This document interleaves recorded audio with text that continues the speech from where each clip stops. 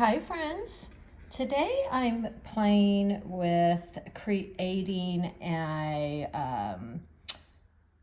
painting of a few flowers, and I'm using what they call an analogous color palette. So I think this is a really great practice to practice the values of your colors.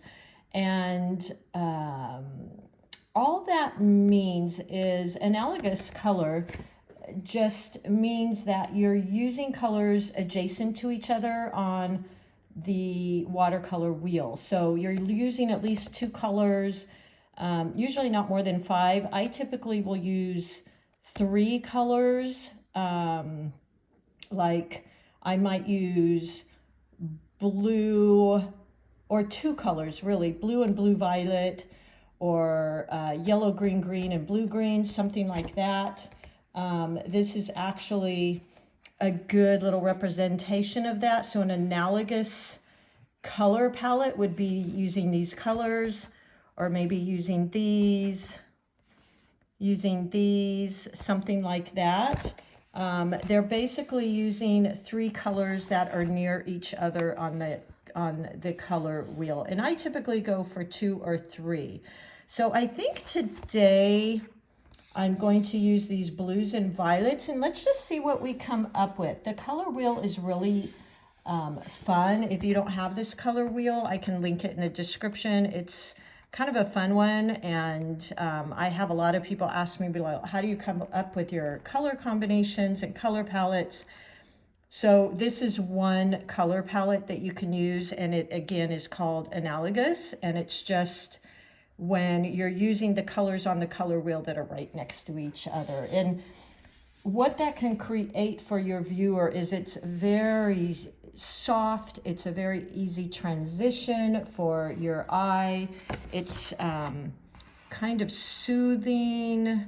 When you use opposites, it can be a little bit more jarring, like red and green. They're really opposite on the color wheel, and they can be a little bit,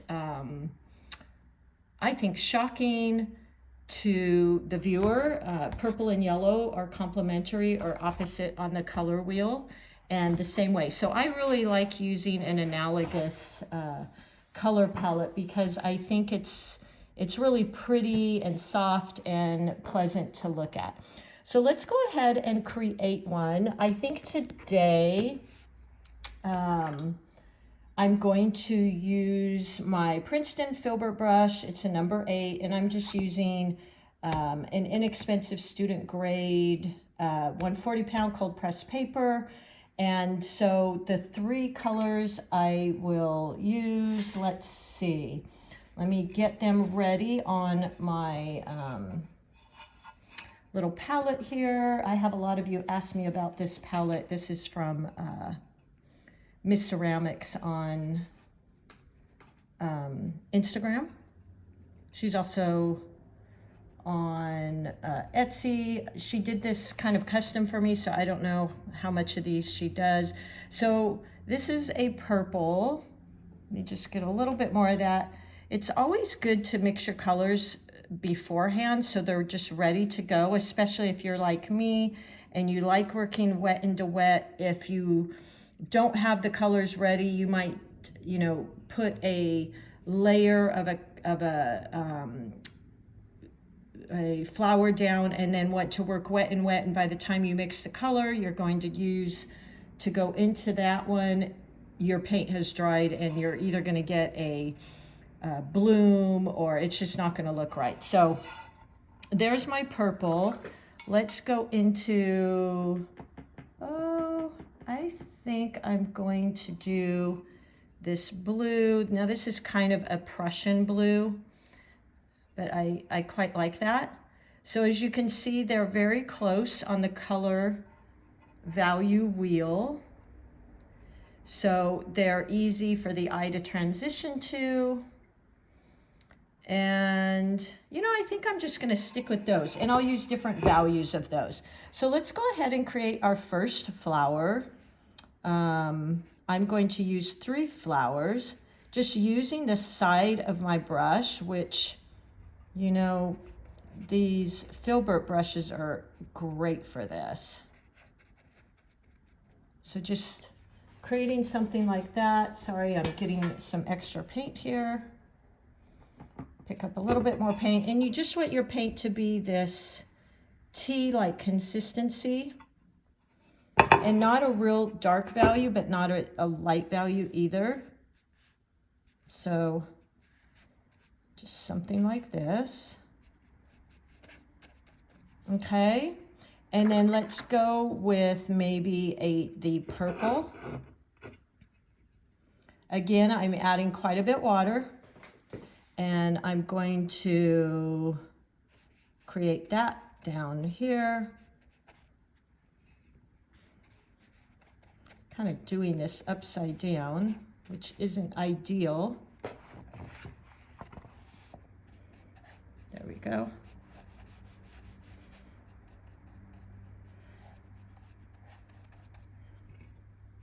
And just dipping my brush back in there, so I've got that.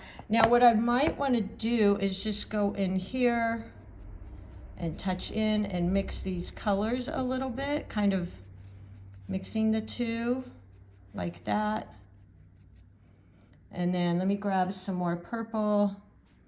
Just maybe, I have to be kind of careful here because this is started drying, so I really, to be honest, don't mind the blooms so much when I'm painting flowers. I think it's actually kind of pretty.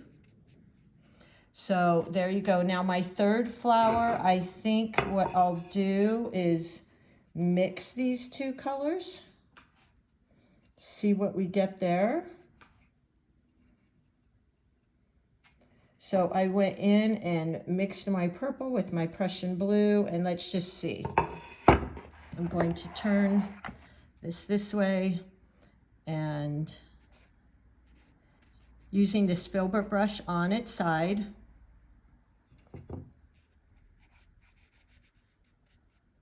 Oops, let's get rid of that.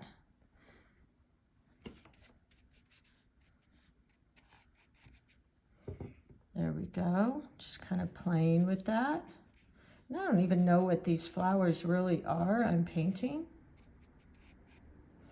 They're just, I don't know. I just kind of let my paintbrush go. There we go. Okay. Something like that. And then I'm even going to use only these colors to just paint maybe a little bud here. Paint some little berries. I'm going to bring in a little bit more of that blue and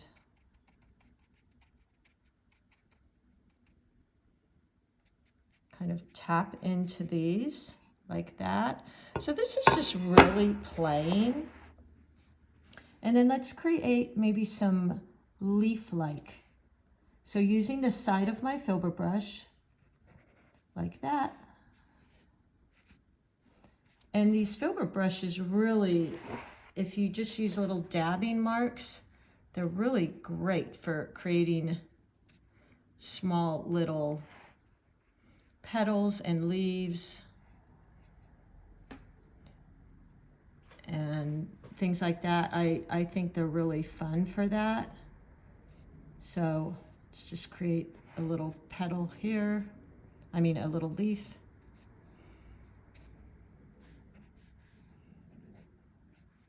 Like that. And I think what's important is if you're going to use an analogous palette, it's going to be really important to play with the values. So I've got a lighter value here, which is a lot more water, less pigment. And then in some of these, I've got more pigment than water. because since you're kind of using the same color palette, you have to create some interest. I'm just mixing up a little bit more blue. You have to create some more interest by playing with the values. Otherwise, it's just all going to look kind of flat here. So I might even go in and let's see, what do I want to do here?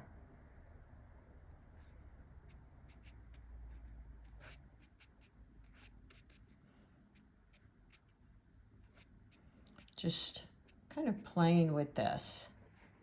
Okay, I feel like it's really a test because like already I'm feeling I want to go in and add some green, right? But I'm trying to stick with kind of the same color palette. So it's a little bit tricky to let yourself just play with the same colors.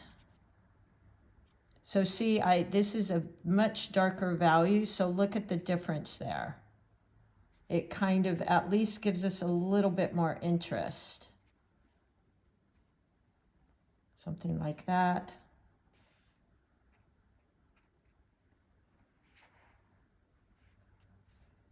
Just create some things coming out here.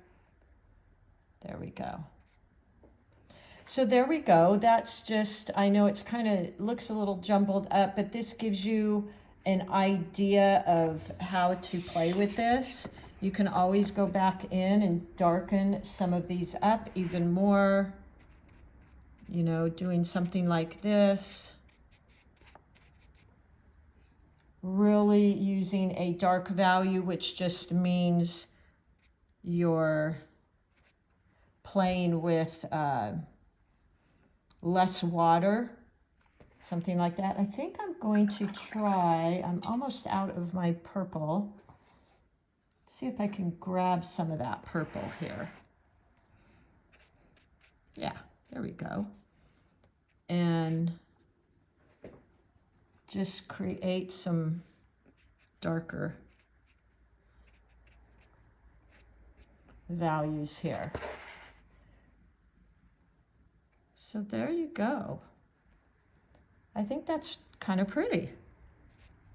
It definitely is a test for having to create interest just with values.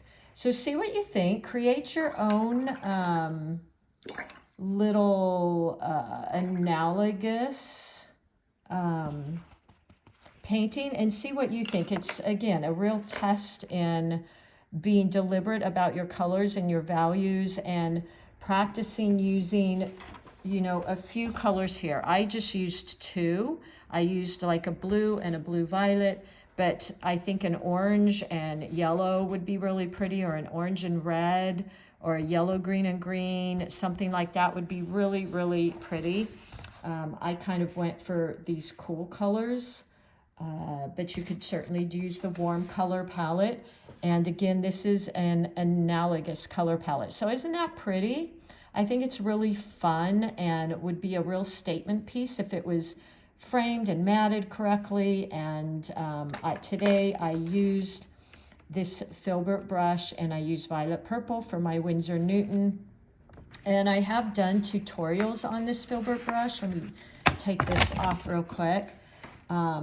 It's a great brush for petals because if you put it on its side, it's got these automatic, it makes these petals. So, you know, maybe practice some of those brush strokes and then practice putting more pressure and then turning it on its side.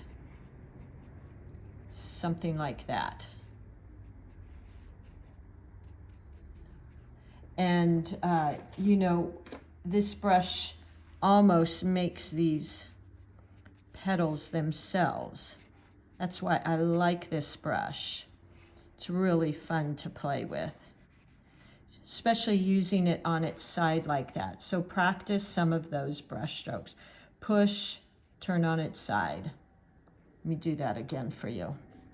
Push, turn on its side, and using directly on its side, the more pressure you put, the bigger the teardrop is going to be.